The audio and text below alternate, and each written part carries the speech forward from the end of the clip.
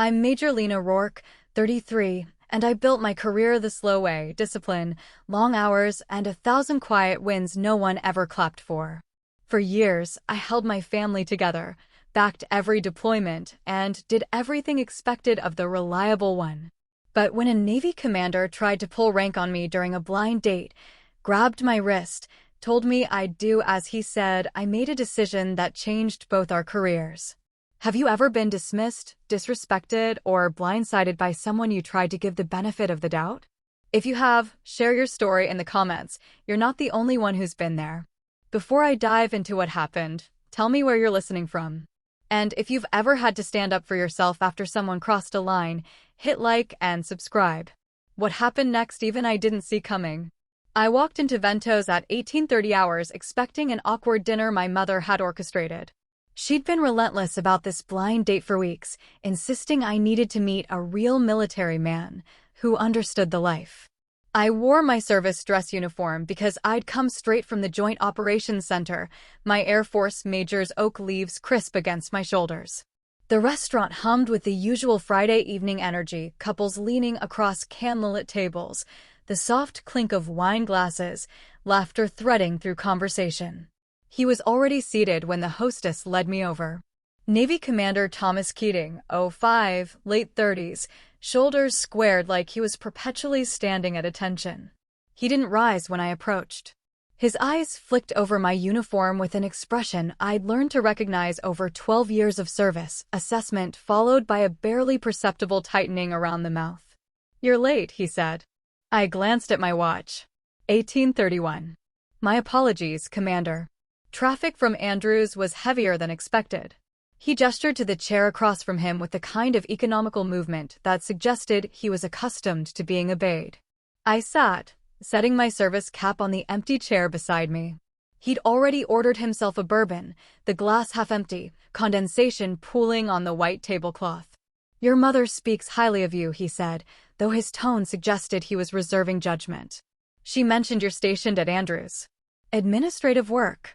Special staff assignment. Joint task oversight and inter-service coordination." Something flickered across his face. Not quite displeasure, but close. "Interesting. I'm with Surface Warfare. Real Operational Command. Just finished a deployment cycle in the 5th Fleet AOR. I nodded, reaching for my water glass. Before my fingers touched the stem, he continued. "The problem with joint assignments is they pull good officers away from their core competencies. Air Force should stick to air operations, Navy to maritime. We dilute effectiveness when we try to make everyone interchangeable."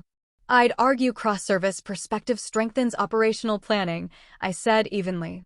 "We're more effective when we understand how our sister services operate." He smiled, but it didn't reach his eyes. "That's the party line, sure. In practice, I've seen too many joint task officers who don't know their primary mission anymore. They become generalists. Military needs specialists." The waitress appeared, a young woman with dark hair pulled into a ponytail. "Can I get you started with drinks?" "She'll have a white wine," Commander Keating said before I could open my mouth. "House is fine." The waitress glanced at me. I met her eyes and said clearly, "Actually, I'll have sparkling water with lime, please." "Of course." She left quickly, sensing the tension. Keating's jaw tightened almost imperceptibly. "Not a drinker?" "Not tonight. I have an early brief tomorrow at 0600. It's Friday night. You should relax." He leaned back in his chair, studying me with the kind of scrutiny I'd endured countless times, the look that said I was being measured against some internal standard I hadn't been informed about. "Your mother mentioned you're not seeing anyone seriously. Career-focused," she said. "I respect that, but there's something to be said for balance." "I maintain balance just fine, Commander." "Tom," he corrected. "We're off duty. You can drop the formality." Except we weren't off duty. We were both in uniform. Military bearing didn't stop because we'd left base. But I nodded politely and let it pass. He launched into a story about his last deployment, a situation involving a junior officer who'd questioned his orders during a port visit. I had to remind him that there's a chain of command for a reason. Some of these kids come out of the academy thinking they can debate every decision. Not how it works. You follow orders, you learn, you earn the right to question later. I listened, noting how every anecdote circled back to his authority, his judgment, his command presence. He spoke in declarative sentences, brooking no interruption. When I tried to contribute an observation from my own experience, he talked over me, pivoting back to his own narrative as though I'd never spoken. The waitress returned with my sparkling water. Keating ordered for both of us, without asking what I wanted, steak for himself, salmon for me. You look like a salmon person, he said when she left. Healthy, careful. Am I right? I would have preferred the chicken, actually. His eyes narrowed slightly. You can change it when she comes back. But he said it in a way that suggested changing it would be making a fuss, being difficult. I let it go, filing the moment away with all the others accumulating like evidence in a case file. He asked about my assignment again, and this time I elaborated, mentioning the 4-star admiral I'd worked with on a recent inter-service logistics initiative. His expression went carefully neutral. Joint task oversight, he repeated slowly. So you're essentially a staff officer. Coordination, paperwork, that sort of thing. Analysis, strategic planning, resource allocation across service branches, conflict resolution when operational requirements overlap. Right. Important work, I'm sure. The dismissiveness in his tone was subtle but unmistakable. He took a long drink of his bourbon. I'm tracking for 06 selection next board. Captain's list. It's pretty much assured at this point. My eval scores have been top block for 4 cycles running. Congratulations. After that, it's about positioning for the right command billet. Maybe a destroyer squadron, or if I play it smart, something in strike group operations. He leaned forward, warming to his subject. That's the difference between staff work and operational command. Staff can make recommendations, but command makes decisions. Lives depend on those decisions. Not everyone has the temperament for it. I sipped my water, studying him over the rim of my glass. His posture, the set of his shoulders, the way his eyes kept scanning the room as if cataloging potential subordinates or threats. This was a man who viewed every interaction through a lens of hierarchy and control. Your mother said you wanted to meet someone who understood military life, he continued. Most civilian men can't handle dating a woman in uniform. They feel threatened, or they don't understand the demands. But between us, we get it. We know what the life requires. That's true to an extent. Which is why I think this could work. He said it like he was presenting a strategy brief, laying out a conclusion already reached. You're attractive, clearly intelligent. I'm established, on track for senior leadership. Your mother's right, we'd be a good match. Stable. Both understand sacrifice and service. The presumption in his words landed like a challenge. We'd been sitting together for barely 20 minutes. I appreciate the assessment, Commander, but I think we're getting ahead of ourselves. His smile tightened. Tom. And I'm just being efficient. No point dancing around it. We're adults, we know what we want. The food arrived. He immediately cut into his steak, the knife scraping against porcelain. I picked at the salmon I hadn't wanted, my appetite gone. He talked between bites, gesturing with his fork, dropping names of senior officers he knew, commands he'd held, awards he'd received. When the waitress refilled his bourbon, he called her sweetheart. Then he turned to me, mid-sentence, and used the same word. Thing is, sweetheart, you seem like you're trying to prove something. I get it. Women in the military face challenges. But at some point, you have to accept that some roles are just better suited to whom. I kept my voice level professional. He paused, recalibrating. To people with certain temperaments. It's not about gender. It's about natural leadership capability. I set down my fork carefully. I see. We finished the meal in strained silence. When I reached for my water glass, his hand shot out and closed around my wrist. Not violently, but firmly. Decisively. His thumb pressed against my pulse point. You'll do as I say, sweetheart, he said softly, almost gently. But the grip was steel. The restaurant noise fell away. Every instinct I'd honed over 12 years of military service crystallized into absolute clarity. I looked down at his hand, then up at his face. His expression held challenge and expectation. He wanted submission, acknowledgement of his authority. I applied a simple leverage technique, rotating my wrist inward and breaking his grip without force, without drama. I placed both hands in my lap. He forced a laugh, too loud. Just playing. Little test. You passed. But we both knew what had just happened. The mask had slipped. This wasn't awkward personality clash. This was something far more deliberate. He leaned forward, trying to reclaim the moment, voice dropping to what he probably thought was persuasive intimacy. If you want a man who can take care of you, you need to learn to listen. Understand. I understood perfectly. I understood that this dinner was over, that my mother's judgment had been catastrophically wrong, and that Commander Thomas Keating had just shown me exactly who he was. I need to use the restroom, I said, standing. Excuse me.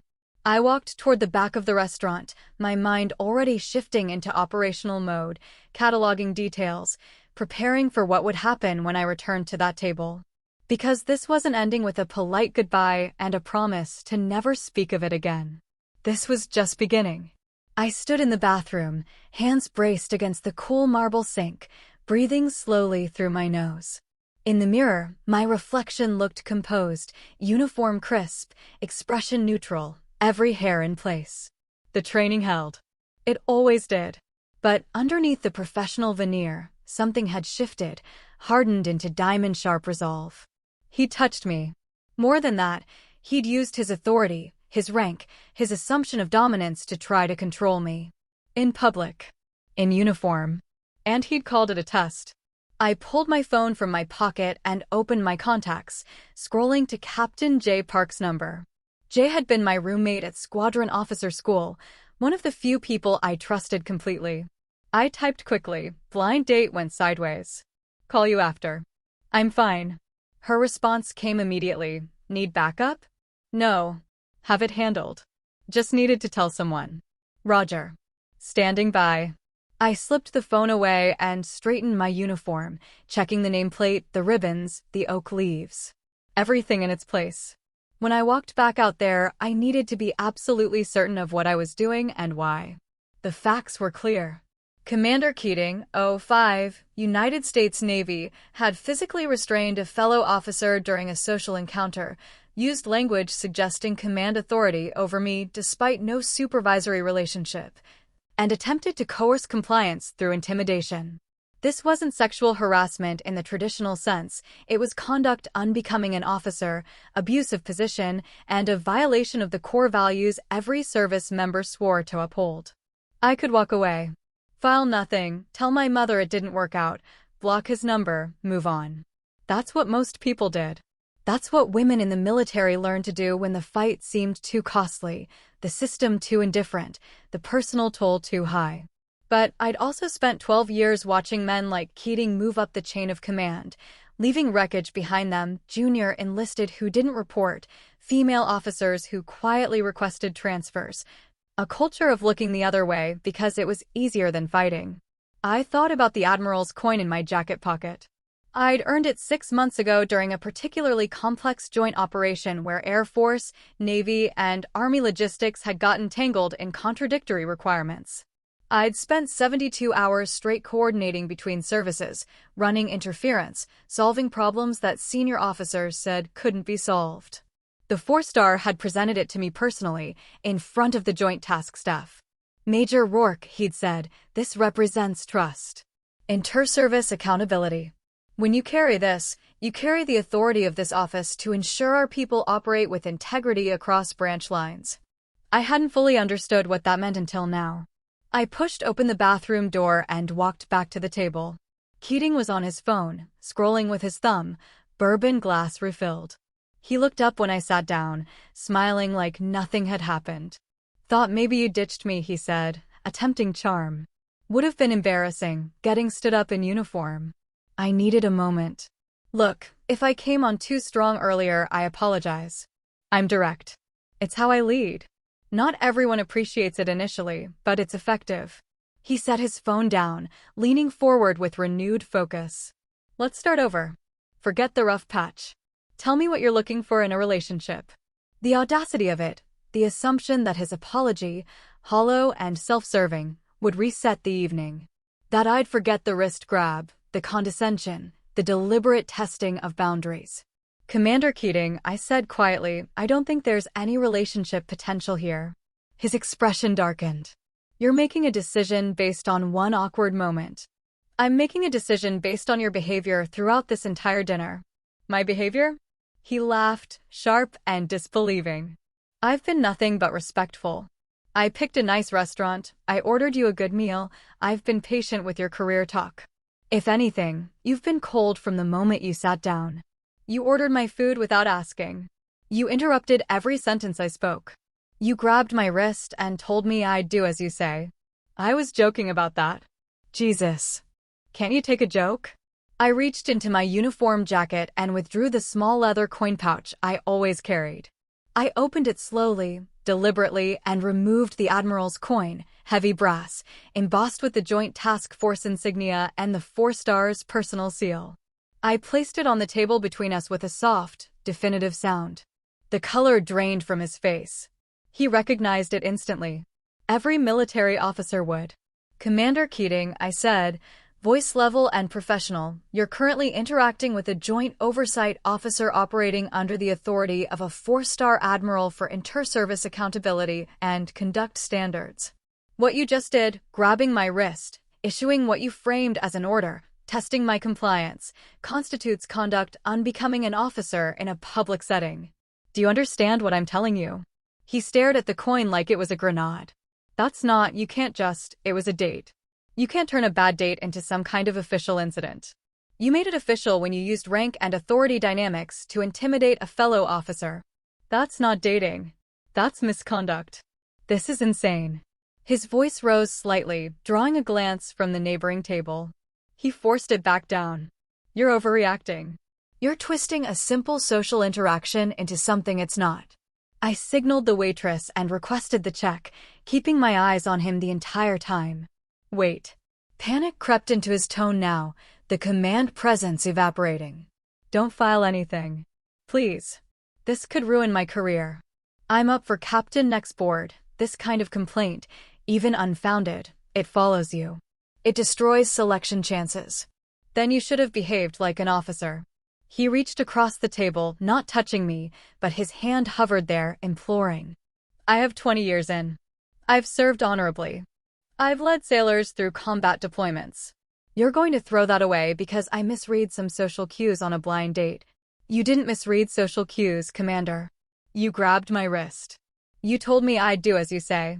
You've spent this entire evening treating me like a subordinate who needed to be brought in line. I paused, letting the word settle. And now you're telling me that reporting your behavior would ruin you, which means you understand exactly how serious it is. It was a mistake. One mistake. I'll apologize properly. We can talk this through. Mediation. Informal resolution. You don't need to go nuclear. The waitress brought the check. I placed my credit card down before he could react. He opened his mouth to protest, then closed it, recognizing that fighting over who paid would only make things worse. Here's what's going to happen, I said quietly. I'm going to file a factual report with the Joint Ethics Office detailing tonight's events. What happens after that isn't my decision, it's the system's. If you've truly served honorably for 20 years, one incident might be viewed as an aberration. But something tells me this isn't your first time. His face went from pale to flushed. You don't know anything about me. I know you grabbed a fellow officer and expected compliance. I know you view authority as dominance rather than responsibility. I know you tried to control every aspect of this dinner from the moment I sat down. And I know that when confronted, your first instinct was to gaslight me into thinking I'd misunderstood. This is because you're threatened by strong men. That's what this really is. There it was. The final tell. When reason failed, when apologies didn't work, blame the woman.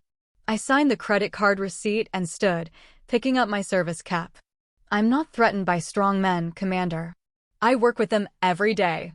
I respect them and they respect me. What I don't tolerate is abuse of authority masquerading as strength. He stood too, and for a moment I thought he might try to physically stop me. His hand twitched toward my arm, then froze as he realized we were in public, in uniform, and anything he did now would only compound the damage. You provoked me, he said, voice low and bitter. Women like you push and prod until a man reacts, then you cry victim. You'll ruin a man's life over nothing. I met his eyes, holding his gaze with the same steady composure I'd maintained since the moment he'd first grabbed my wrist. "You're right, Commander," I said softly. "This can ruin you. But I'm not doing it." "You did." I walked out of the restaurant into the cool November evening. The parking lot lights cast orange halos on the asphalt. I stood next to my car for a long moment, breathing in the night air, feeling the adrenaline begin to ebb. My phone buzzed. "Jay, status?" I typed back, heading home. "It got worse before I left. Filing a report tomorrow. Need me to come over?" "No. But thank you." I got in my car and drove toward Andrews. The highway's quiet this late on a Friday. The radio played something instrumental and forgettable. My hands were steady on the wheel. I wasn't shaking. I wasn't crying. I was calm, clear, and absolutely certain of what I was about to set in motion. Because this wasn't about revenge. It wasn't even about Commander Thomas Keating specifically. It was about the oath I'd taken. It was about the junior female officer who'd sit across from a senior male officer someday and need to know that the system worked. It was about making sure that men who viewed rank as permission rather than responsibility faced consequences. When I got home, I'd write the report. Factual. Unemotional. Time-stamped. Then I'd send it to the Joint Ethics Office and let the process run its course. Whatever happened next wasn't my burden anymore. It was his. I grew up in a military family, which is probably why my mother thought she understood what kind of man I needed. My father, Senior Master Sergeant Daniel Rourke, had served 28 years in the Air Force before retiring. He was quiet, methodical, the kind of NCO who led by example rather than volume. He deployed 6 times during my childhood, missing birthdays and holidays, but when he was home, he was fully present, helping with homework, coaching my soccer team, teaching me to change a tire in our driveway on Saturday mornings. My mother, Elaine, had built her identity around being a military wife. She knew the protocol, attended the spouse's events, managed our household through every PCS move with ruthless efficiency. She believed in the institution absolutely, trusted its hierarchy, respected its traditions. To her, rank equaled character. A man who'd risen to commander had proven himself worthy through years of service and evaluation. The system, in her view, filtered out the undeserving. I'd believed that too once. I joined ROTC at University of Maryland with romantic notions about service and sacrifice, about being part of something larger than myself. My father never pushed me toward the military. If anything, he warned me it would be harder for me than it had been for him. "You'll have to be twice as good to be considered half as competent," he'd said during my sophomore year when I told him I was committed to commissioning. "And even then, some people will never see you as anything but a woman in a man's uniform." He'd been right. I commissioned as a second lieutenant at 22, assigned to logistics initially, then force support, working my way through the career field with steady, unremarkable competence. I deployed to Afghanistan at 25, managing supply operations for a forward operating base. I learned to navigate the peculiar social dynamics of being one of 3 female officers in a unit of 60.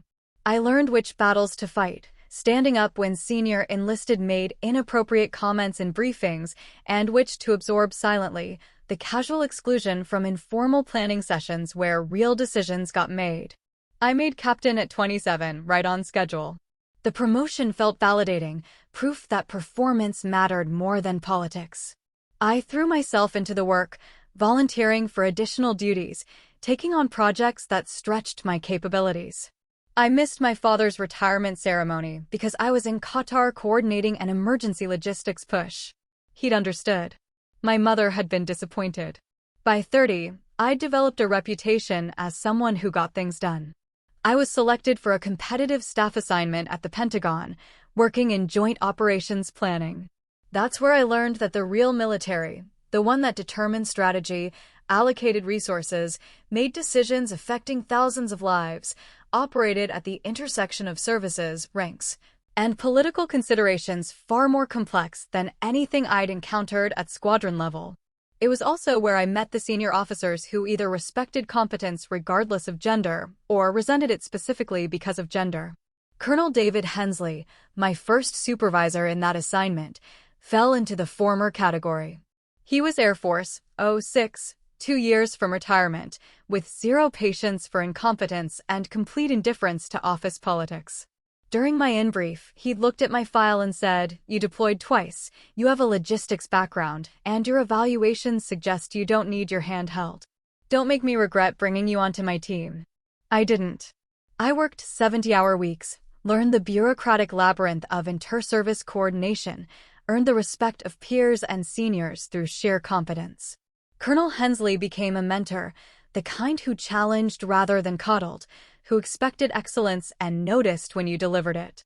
When the Admiral's Joint Task Force needed an Air Force liaison for a complex logistics operation involving Army, Navy, and Air Force assets across 3 theaters, Colonel Hensley recommended me. The operation lasted 3 months.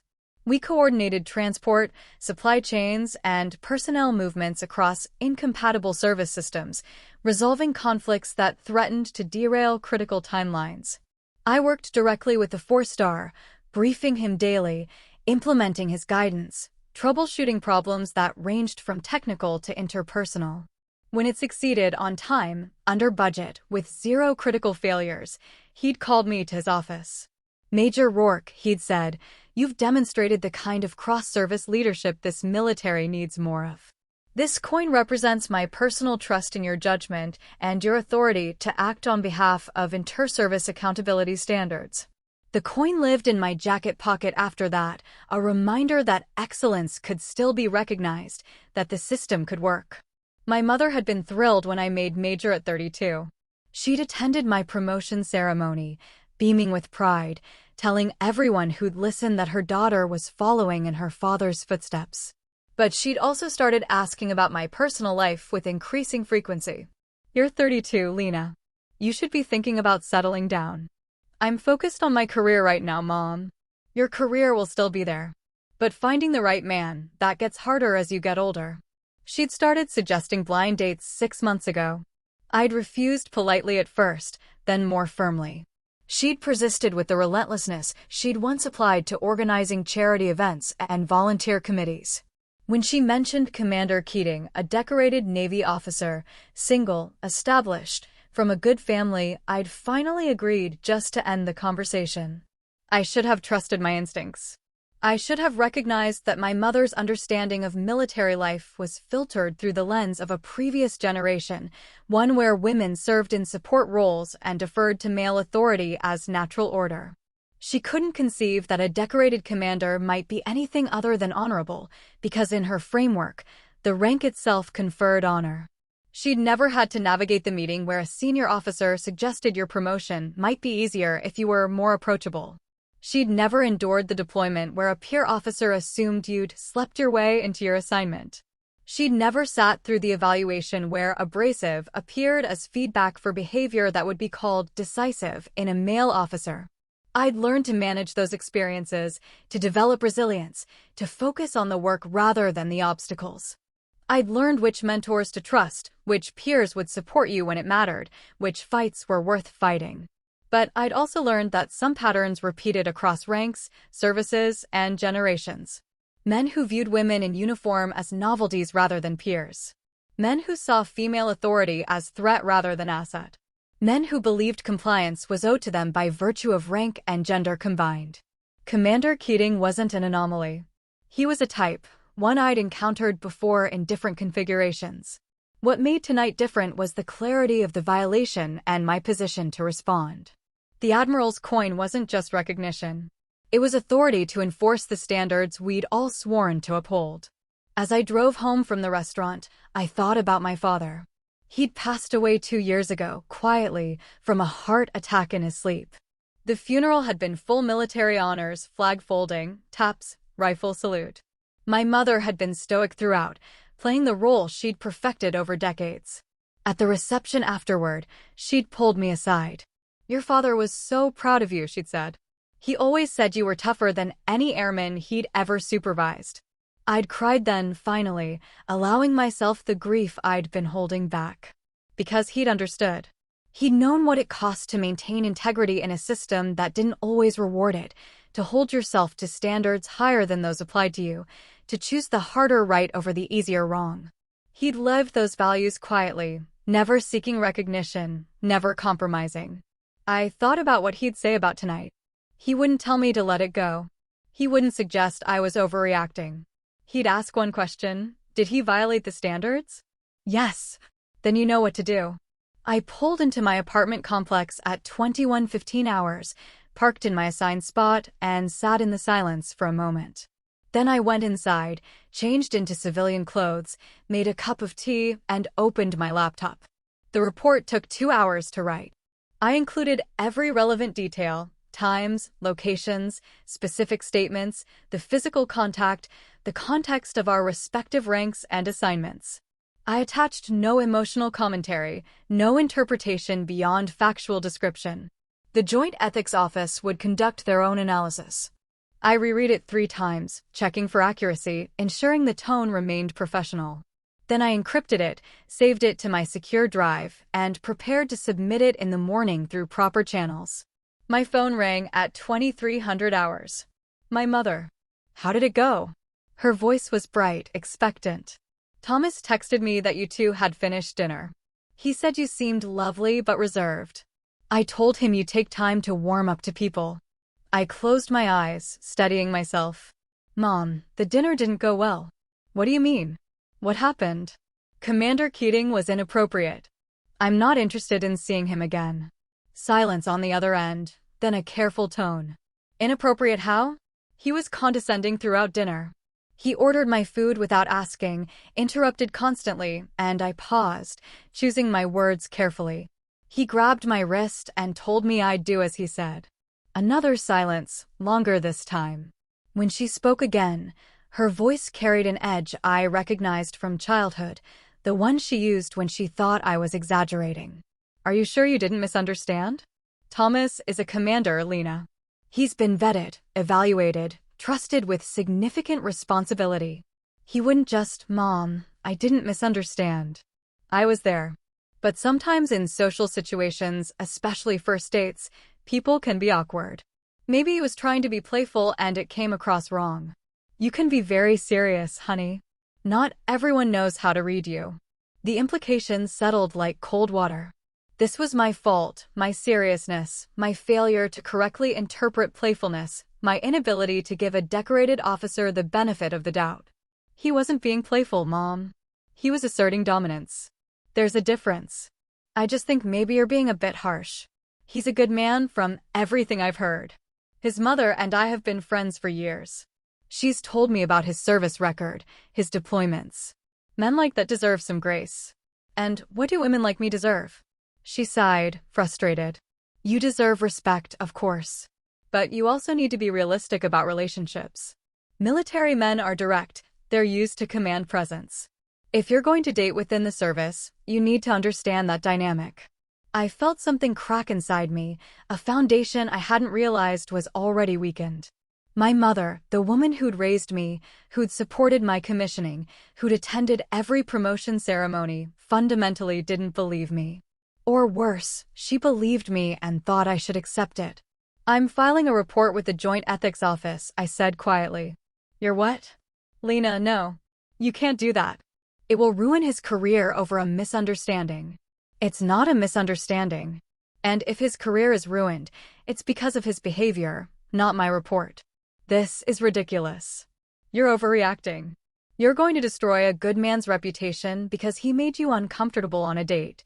He didn't make me uncomfortable, Mom. He committed conduct unbecoming an officer. According to who? You? Based on your interpretation of a social situation. Her voice rose now, real anger breaking through. Do you know what this will do? Not just to him, but to you? You'll be known as the woman who files complaints over nothing.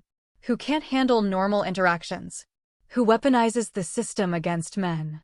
I stood up from my desk, phone pressed to my ear, staring out my apartment window at the parking lot below.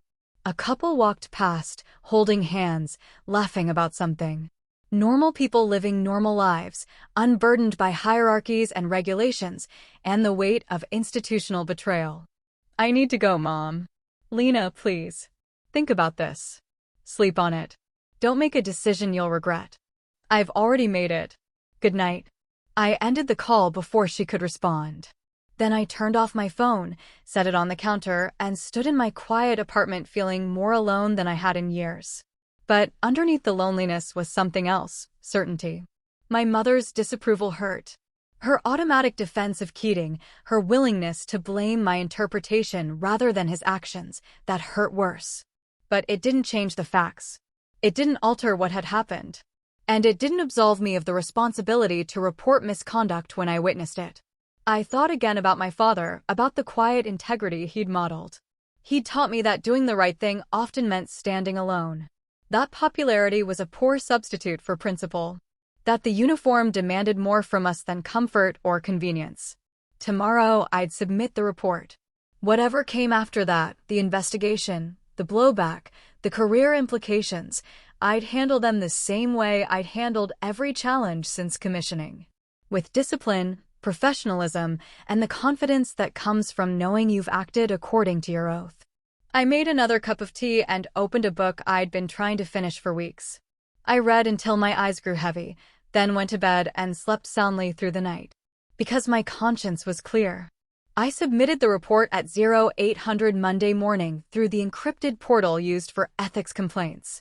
The system auto-generated a confirmation number and estimated timeline, preliminary review within 72 hours, initial contact from investigating officer within 1 week. I went about my normal duties. Morning brief at 0900, followed by coordination meetings with Army and Navy planners on upcoming exercises. Lunch at my desk while reviewing logistics timelines.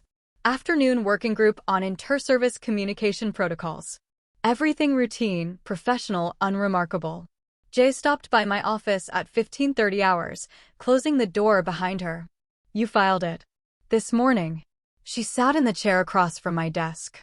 Captain J. Park had been my friend since Squadron Officer School, where we'd been paired as roommates and discovered a shared impatience for inefficiency and respect for competence. She'd gone into intelligence, currently working in analysis at the Pentagon 3 buildings over from mine. How are you doing? She asked. Fine. Busy day. Lena. I looked up from my computer. Her expression was gentle but insistent, the look that said she wasn't accepting surface-level responses. I'm fine, I repeated. The report is filed. It's out of my hands now. The system will handle it. And your mom. I'd texted her a summary of that conversation Saturday morning. Still convinced I'm overreacting. She called yesterday to try again. I didn't answer. She'll come around. Maybe. I wasn't sure I believed it, but I appreciated Jay's optimism. She leaned back in the chair, studying me. You know this might get complicated. I know. There could be blowback. People asking questions. Keating might have allies who push back. I know that too. And you're still sure? I met her eyes directly. He grabbed my wrist and told me I'd do as he said. In uniform. In public. If I don't report that, what message does it send? That it's acceptable as long as it's a date? That women should just tolerate it? No, Jay said firmly. You're right. I'm not questioning your decision. I'm making sure you're prepared for what might come. I am. She nodded slowly. Okay, then I've got your back. Whatever you need. Thank you.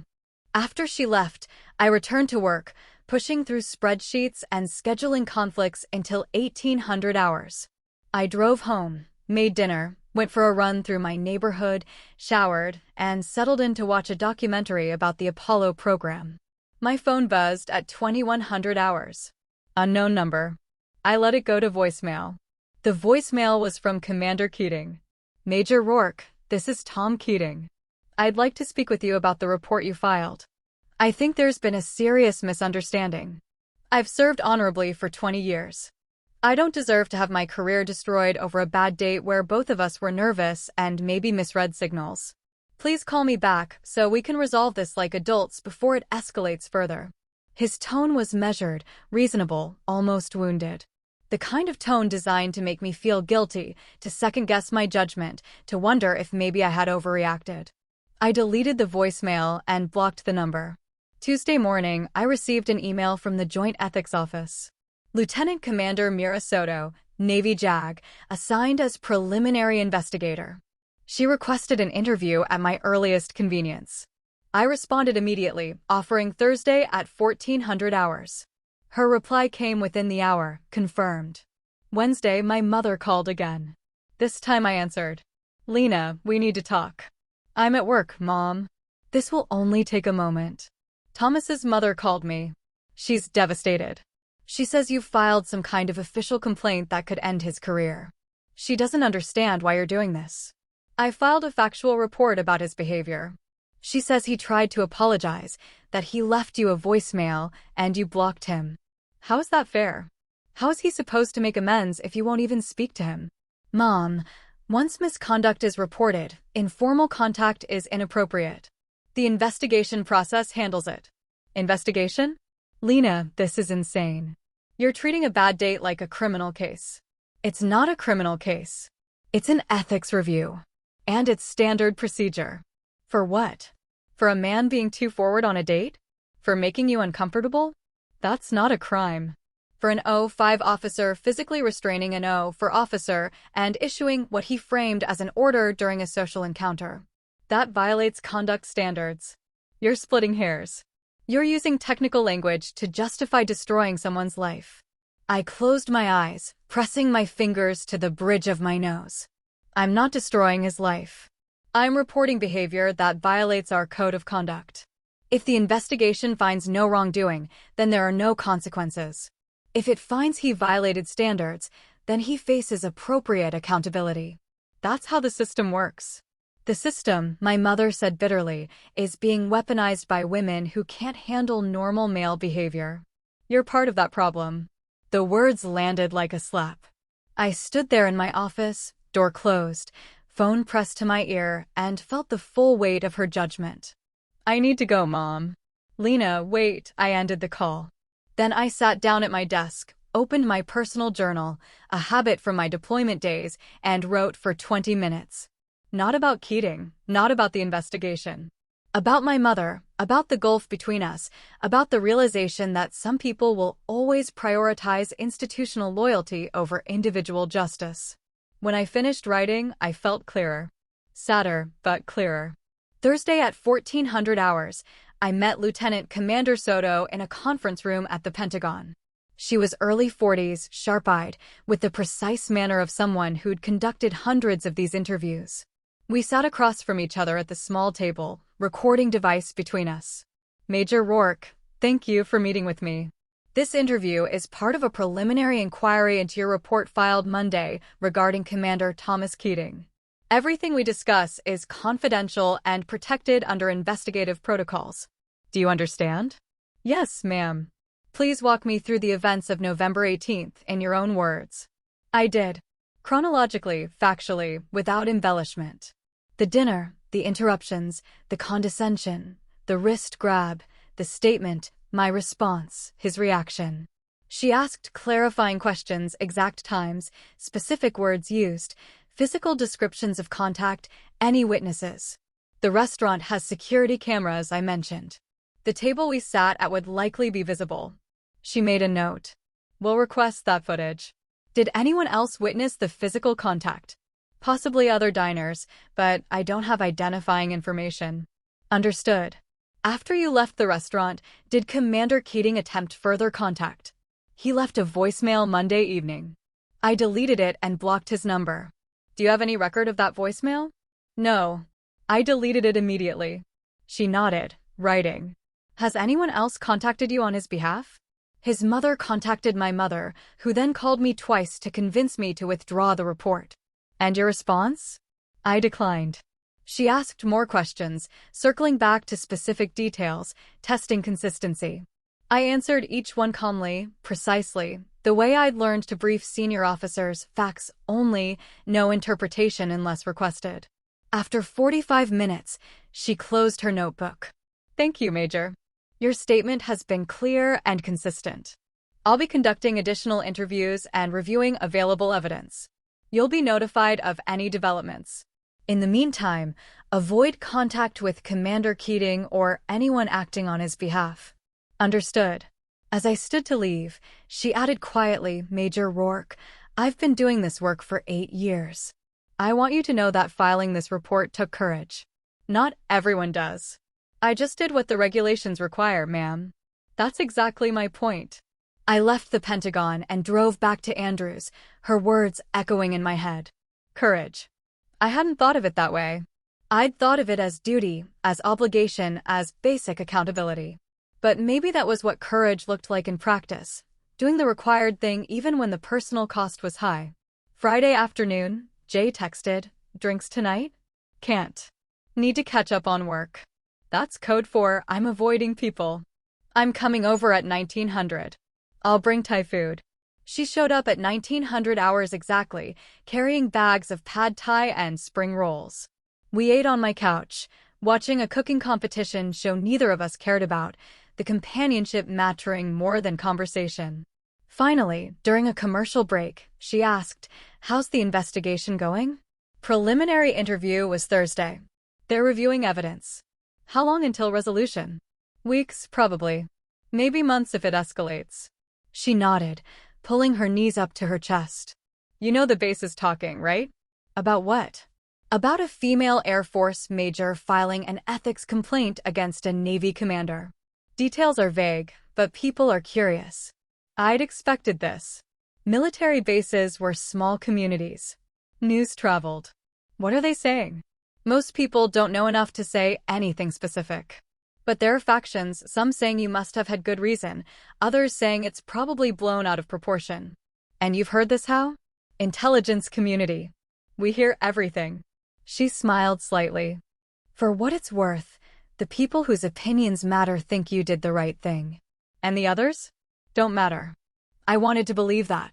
But I also knew that in military culture, reputation could be as important as performance. Being labeled as someone who couldn't take a joke or filed complaints over nothing could shadow a career. I'm not backing down, I said quietly. I know. That's why I'm here. To make sure you don't isolate yourself through this. We finished the food and talked about other things, her upcoming assignment, a mutual friend's promotion, the bureaucratic absurdity of Pentagon parking. Normal conversation, normal friendship, a reminder that life continued beyond the investigation. After she left, I cleaned up the containers and sat by my window, looking out at the November darkness. Somewhere in this same city, Commander Keating was probably panicking, calling allies, crafting defenses, preparing for the possibility that his carefully constructed career might unravel. I felt no satisfaction in that. No vindication. Just the quiet certainty that I'd done what needed to be done. And whatever consequences followed for him, for me, for both of us, would unfold according to the truth of what had happened, not the comfort of what people wanted to believe. The restaurant provided security footage within a week. Lieutenant Commander Soto called to inform me that the video clearly showed the wrist contact, the duration, and my visible response. Your account is corroborated, she said. The inquiry is escalating to full investigation. That's when things accelerated. The Navy opened an official investigation into conduct unbecoming an officer. A formal notification went to Keating's chain of command. His current assignment was placed under review. A second investigator was assigned to examine broader patterns. Had there been other incidents, other complaints, other behaviors suggesting this wasn't isolated? There had been. Within days of the investigation expanding, 2 former junior officers came forward. Both Navy, both women, both with stories about Commander Keating. One described a meeting where he'd stood too close, touched her lower back while reviewing documents, made comments about her appearance that had nothing to do with performance. She hadn't reported it because she was 02 and he was 05, and she'd been told by a mentor that making waves early in your career isn't smart. The second officer had been on his staff 3 years ago. She'd filed an informal complaint with HR about inappropriate comments regarding female sailors under his command, jokes about their physical fitness, speculation about their personal lives, a general atmosphere of gender-based harassment. The complaint had been noted, he'd received counseling, and it had gone nowhere. Lieutenant Commander Soto called me on a Tuesday afternoon. "Major Rourke, I wanted you to be aware that additional evidence has surfaced supporting a pattern of behavior. This is no longer about a single incident. The investigation is examining Commander Keating's broader conduct over several years." "I understand. You should also know that his defense team is preparing a counter-narrative. They'll likely argue that you misinterpreted a social situation, that any physical contact was brief and unintentional, that filing a report was disproportionate to the offense. Let them argue. They may also suggest that you had ulterior motives, career advancement, personal vendetta, bias against male officers. None of that is true. I know, but you should be prepared for the accusations." I was. I'd spent 12 years preparing for exactly this, the moment when reporting misconduct would be met with attacks on credibility, character, and motivation. The emails started that week. Not from Keating directly, he'd been ordered to cease contact, but from people adjacent to him. A Navy captain who'd served with him sent a carefully worded message questioning whether I'd fully considered the implications of my report. A retired admiral, friend of Keating's family, sent a note suggesting that young officers sometimes mistake assertiveness for aggression. I forwarded every message to Lieutenant Commander Soto without responding. Jay came by Friday evening. "You're trending in the group chat." "What group chat?" "The informal network of female officers across services.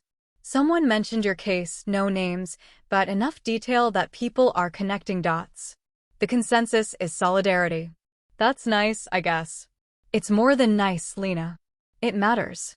You're not alone in this." Except I felt alone. My mother hadn't called in 2 weeks. My father was gone. The investigation process was confidential, meaning I couldn't discuss details with anyone except investigators and legal counsel.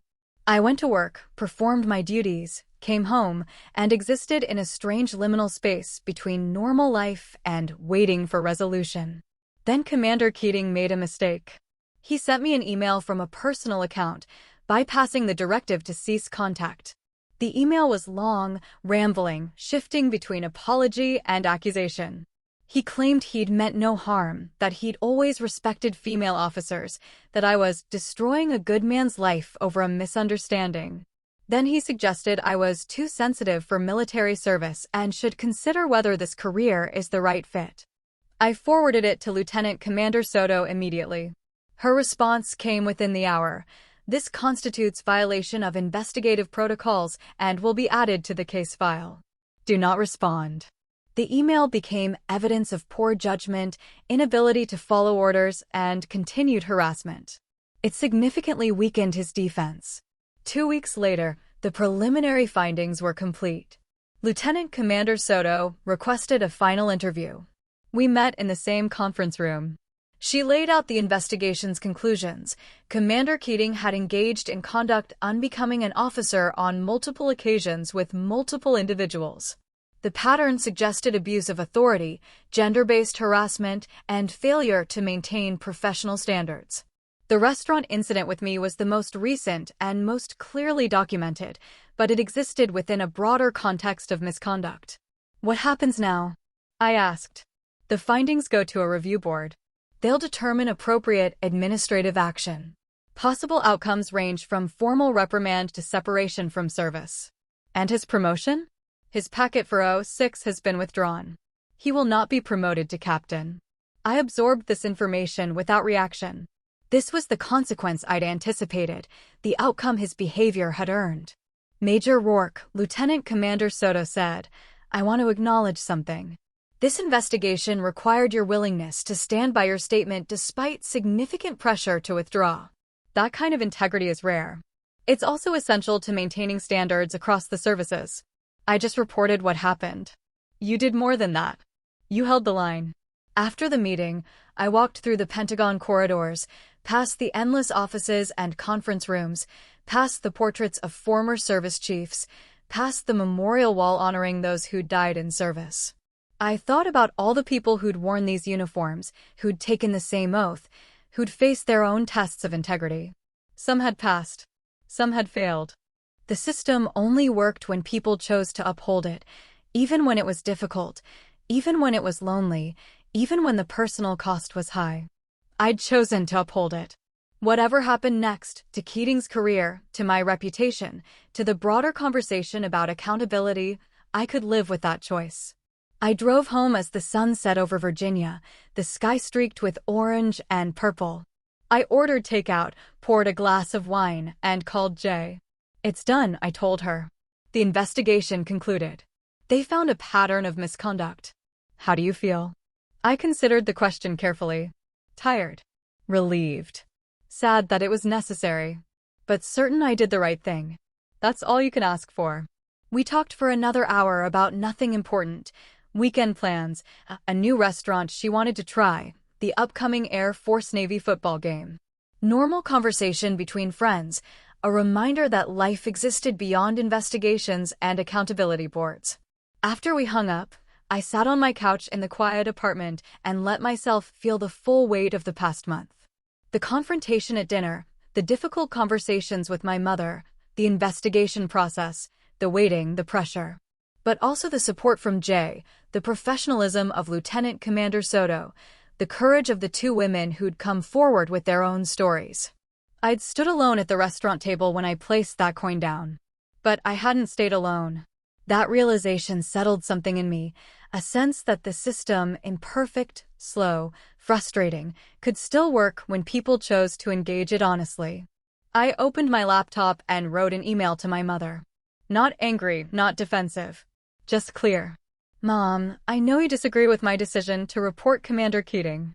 I understand that your generation had different expectations about what women should tolerate in military service. But my oath requires me to maintain standards, even when it's uncomfortable. Especially when it's uncomfortable. I hope someday you'll understand that I did this not to destroy someone's career, but to uphold the values we all claim to believe in. I love you. I miss talking to you. But I won't apologize for doing my duty." I sent it before I could second-guess the words. Then I closed the laptop, turned off the lights, and went to bed. Tomorrow would bring new challenges, new duties, new tests of character. But tonight, I slept soundly, knowing my conscience was clear. The review board convened 6 weeks later. I wasn't required to attend, but Lieutenant Commander Soto kept me informed of the proceedings. Commander Keating appeared with counsel, presented his defense, challenged the investigation's findings.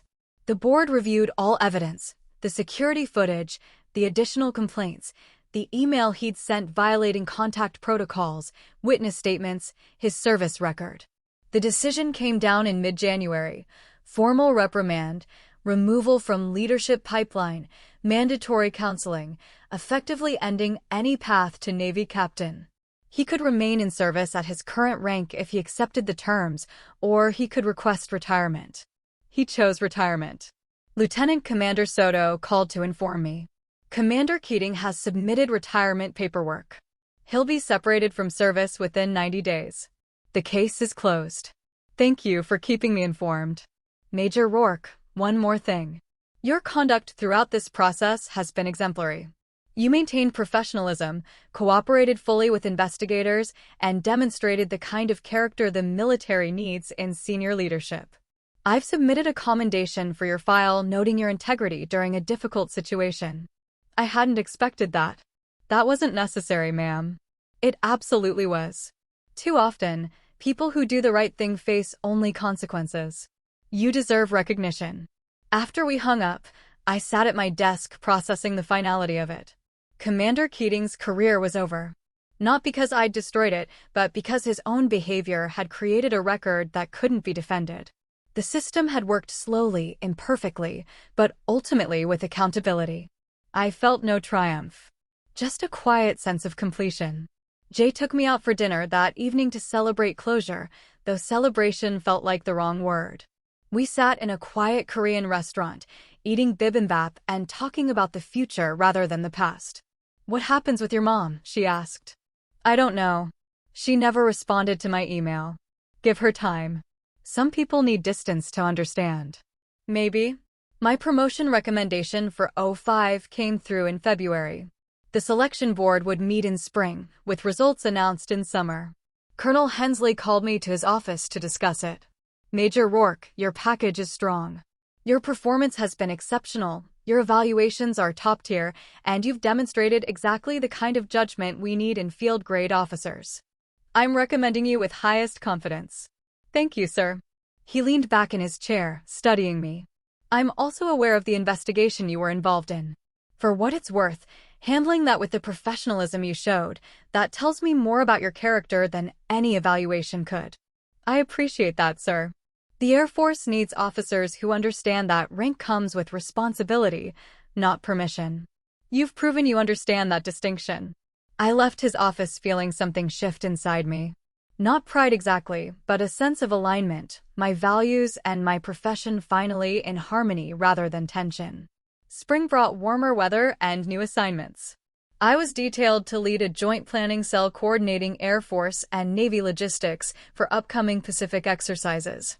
The work was complex, challenging, exactly what I needed to stay focused forward rather than looking back. My mother called in late March. Lena. Hi, Mom. I got your email. I've been thinking about it for a long time. I waited, letting her find her words. I spoke with some other military spouses, women whose daughters serve. They helped me understand some things I didn't want to see. Her voice wavered slightly. I was wrong. About Thomas, about dismissing what you told me, about putting his reputation above your safety. I'm sorry. The apology landed softly, unexpectedly. I'd prepared myself for permanent distance, for a relationship that never recovered. Thank you for saying that. Your father would be proud of you. I should have said that immediately. Instead, I defended someone who didn't deserve it. You were working with the information you had. No, I was working with assumptions. There's a difference. She paused. Can I take you to lunch sometime? I'd like to hear about your work, your life. Not military wife to military daughter. Just mother and daughter. I'd like that. We met the following weekend at a cafe near her house. She asked questions about my assignment, listened without judgment, laughed at my stories about bureaucratic absurdities. Toward the end of the meal, she reached across the table and took my hand. I'm proud of you, Lena. Not just for your rank or your service. For your integrity. For being stronger than I was. I squeezed her hand. You raised me to have integrity, Mom. You just forgot that applies everywhere, not just where it's comfortable. I won't forget again. We were rebuilding. Slowly, carefully, but genuinely. The promotion results were released in July. I made the list for Lieutenant Colonel, 05. My pinning ceremony was scheduled for September. Jay insisted on organizing a small reception afterward. You're not getting out of celebrating this time. You saved a bunch of junior officers from future harassment, maintained standards under pressure, and still got promoted. That deserves recognition. The ceremony was simple. Colonel Hensley presided. My mother attended. Jay stood beside me as my friend and witness. When the new rank insignia went on my uniform, I felt the weight of it differently than my previous promotions. Not just achievement, but responsibility. Not just advancement, but accountability. At the reception, several junior female officers approached me quietly, separately. Each had a version of the same story. They'd heard about my case. They appreciated what it meant. They felt more confident knowing the system could work. One captain, Air Force intel officer, said, I've been debating whether to report something that happened last year. I convinced myself it wasn't worth the fight. But seeing how your case was handled, it matters. It tells me maybe the fight is worth it. If it violated standards, I told her, then it's worth reporting. Not for revenge. For accountability. She nodded slowly. I'll think about it. Later, when most people had left, my mother pulled me aside. There was a woman at my book club last week. Her daughter is at the Naval Academy, first year. She asked me about you. She'd heard somehow that you'd been involved in something significant. I told her the truth. That you'd reported misconduct, that it had been difficult, and that you'd done it anyway because it was right. She thanked me. Said her daughter needed to know that the system could work. What did you say? I said the system works when people like my daughter choose to uphold it, even when it costs them something. I hugged her then, feeling the distance that had opened between us finally close. That evening, alone in my apartment, I took out the Admiral's coin.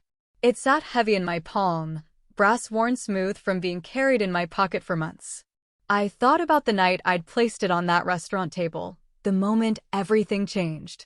Justice, I'd learned, wasn't loud. It wasn't dramatic. It was a coin hitting a table. A report filed on Monday morning. A woman choosing not to minimize, not to excuse, not to look away. It was staying calm when someone grabbed your wrist. Speaking clearly when someone told you to obey. Walking out when someone tried to gaslight you into believing your judgment was flawed. It was standing by your statement when people pressured you to withdraw. Forwarding threatening emails instead of responding. Trusting the process even when it felt agonizingly slow. Most of all, it was understanding that accountability wasn't personal. It wasn't about ruining someone's life. It was about maintaining the standards that made the uniform mean something beyond fabric and rank. Commander Keating had retired quietly, no public disgrace, just a career that ended earlier than planned. I'd heard through informal channels that he'd moved to Florida, taken a defense contractor job, tried to move on. I hoped he'd learned something. I hoped he'd changed. But whether he had or hadn't, the outcome wasn't really about him. It was about the junior female officer who now knew she could report misconduct without her career ending.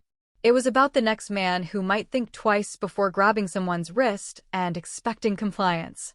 It was about proving that rank didn't excuse abuse, that gender didn't determine whose word mattered, that the system could work if people chose to engage it honestly. I put the coin back in my pocket where it would stay. A reminder of what boundaries protect, what standards require, what justice looks like when you strip away the noise and focus on truth. I was Lieutenant Colonel Lena Rourke, now 05, United States Air Force.